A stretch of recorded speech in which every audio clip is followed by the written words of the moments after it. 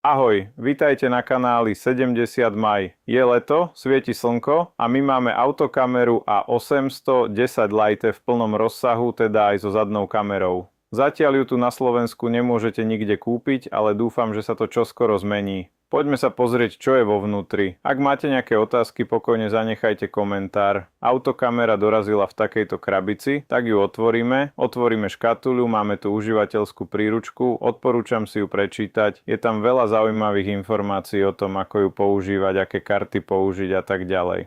Ďalej tu máme užívateľskú príručku k zadnej kamere.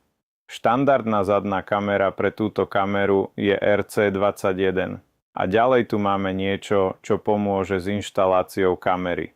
Dve elektrostatické fólie na predné okno a dve fólie na zadné.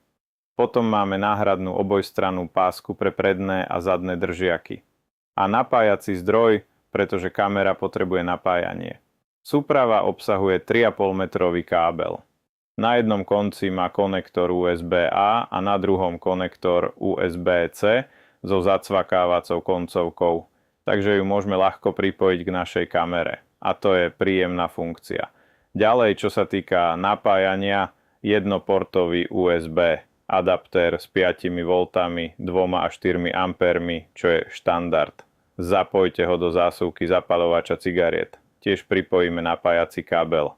Kábel potom schováme do stropného čalúnenia a uhľadne ho navedieme k stĺpiku, pripojíme ho ku kamere a máme pripojené. Kábel zadnej kamery má na jednom konci USB-C konektor a na druhom štvorpinový konektor. V krabici máme aj špachtle na urovnanie káblov. Ako som už spomenul, tieto káble sme zastrčili pozdĺž stĺpika, aby sme ich mohli uhľadne schovať. Tu máme zadnú kameru RC21A, to najdôležitejšie. Kamera A810 Lite. Držiak je odnímateľný, takže nikto nemôže povedať, že držiak nemal. A srdečne vás pozývam na pozeranie ďalšie epizódy o kamere. Nezabudnite dať palec hore a prihlásiť sa na odber nášho kanála, aby ste nezmeškali ďalšiu epizódu. Montujem ju na čelné sklo a idem sa pozrieť, čo dokáže. Ahoj.